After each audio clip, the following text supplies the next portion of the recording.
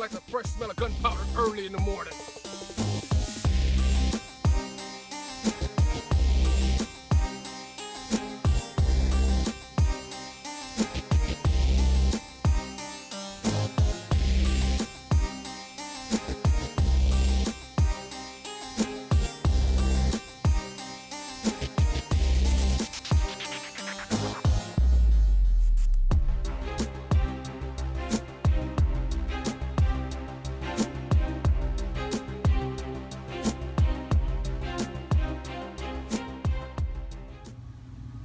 Hey folks, welcome to another video from Critical Dynamics. I'm Henry behind the camera, and this is Robert. Today we're making this video in reference to prepper guns. So Rob, give us a description on what you think prepper guns are. Well, Henry, a prepper gun is anything that is chambered to fire a readily available cartridge and that serves a purpose. For example, this is actually my dad's Marlin 883 22 long rifle. How old is that? It's about 45 years old. Wow, okay. This gun, you know, it's a prepper gun because compared to the other guns on the table, 22 long rifle is still relatively inexpensive. This gun serves the definite purpose of, you know, this will put meat in your stew pot. So you can actually hunt with a 22? Yeah.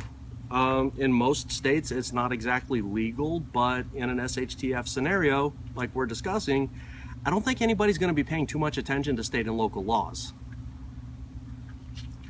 Now, what's this black, long, and menacing looking rifle you have there?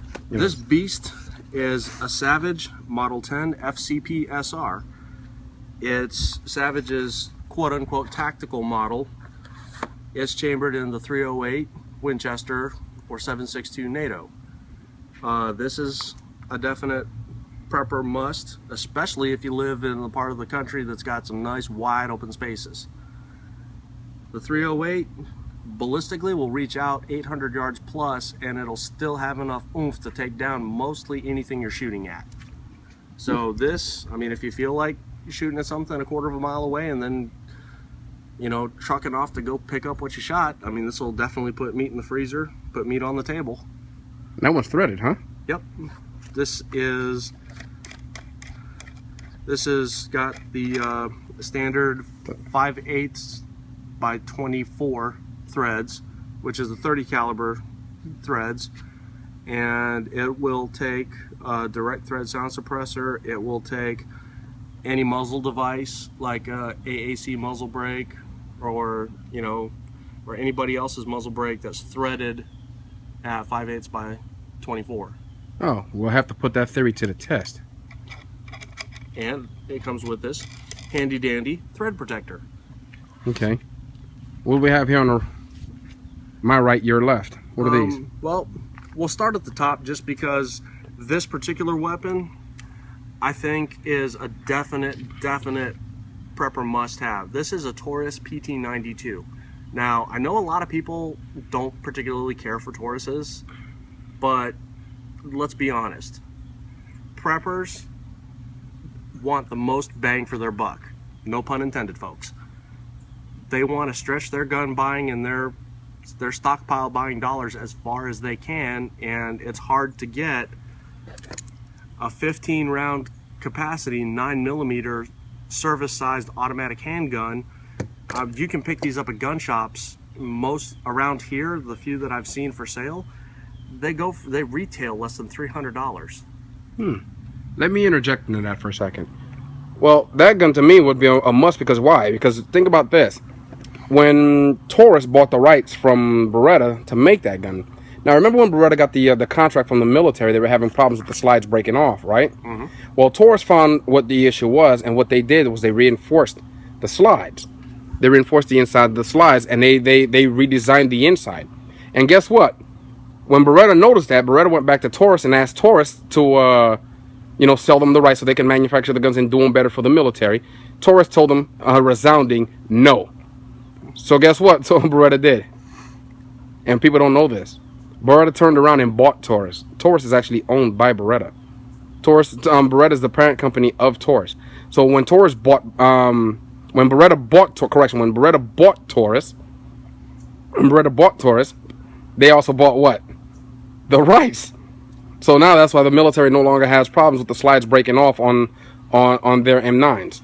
Another reason that I would regard this as a prepper must-have is because the caliber, right? The caliber, but also how many of you watching this video are military veterans? True. How many of y'all have used the M9? Mm-hmm. The main difference between the Taurus and the Beretta is your safety controls are mounted on the frame. With the Taurus, they're mounted on the slide on the Beretta. But as you can see, it comes apart in exactly the same way. Roger. So, you know, especially if you're a veteran that has any experience with the M9, this will be, you love it or hate it, this is something that you can pick up and be familiar with. You don't have to relearn how to shoot. Right, so the commonality is there already. Let's move on to the next.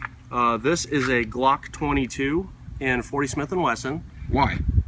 Well, where I live, a lot of the law enforcement agencies around here carry 40 Smith & Wessons. Whether it's the Glock 22, the full size, the Glock 23 compact, the Smith & Wesson M&P 40, they all carry, most of them carry 40 caliber guns. So why would I want commonality or familiarity with when it comes to law enforcement type ammunition? Let's be blunt.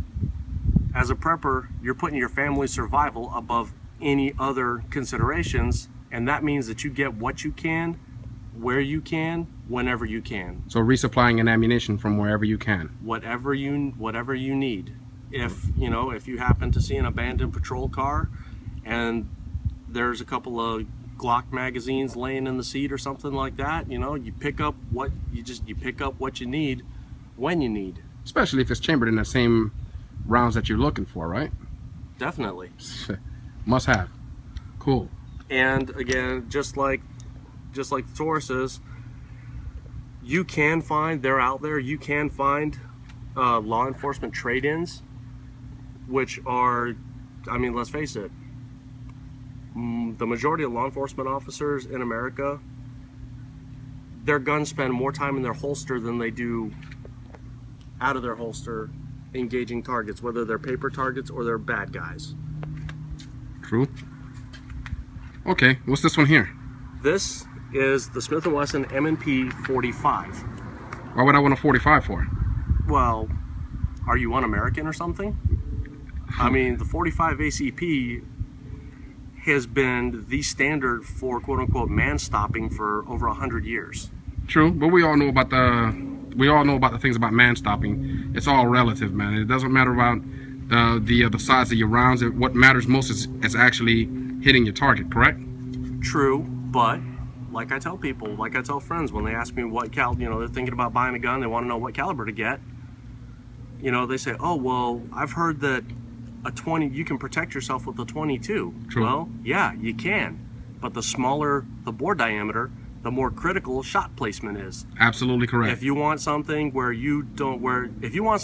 almost is good enough, 9, 40, or 45. Okay. So basically what you're telling me is that the 40, the 45, the 9mm, the 22, the 308, and what's the gun that we're missing? We're missing one gun. Yeah, we're actually missing a rifle chambered in the 223-556. Why would I want, as a prepper, why would I want a gun that's chambered in 223 or 556? Again, because a lot of law enforcement agencies issue M4 style carbines to their officers. Ammunition is readily available. You can still, until the law changes, you can still get military surplus ammo. Cool. And not to mention, everybody and their mama pretty much got an AR-15, right? That's true. Or something that looks like one, exactly. Now, there's also one more gun that we're missing here is the AK-47. Everybody and their mama in America has an AK-47 or something chambered in 7.62 by 39, right? Yep. So, guys, These are our choices for the prepper guns. We're talking about the 7.62x39, the 308, the 22, 9mm, 40, and the 45. These are the rounds that you're going to commonly find in America. So if you're prepping, these are what you're going to want to have in your stockpile. Hey, I'm Henry from Critical Dynamics. I appreciate your time and thanks for watching. Don't forget to like, comment, and subscribe. And you are? I'm Robert. From Critical Dynamics, and we appreciate you. And Henry, before you stop, I got one more gun that you sacrilegiously forgot to mention. Which one's that? The SKS, also chambered in 7.62x39. Absolutely correct. SKSs can be picked up from most gun shops for a fraction of what an AK-47 would cost you. You're right, and it's semi-automatic, isn't it? Yes, it is. So you can still fight with it. It's a 10-round magazine fixed, but if you've got a screwdriver and 2 brain cells, you can pop that trigger group out, drop the fixed magazine, reinstall the trigger group, and you can get 20 and 30 round magazines all day long for about $20 to $25 a piece. Dude, I'm loving that. That sounds awesome. You know what? I think we're going to get a couple SKSs, man. What do you think?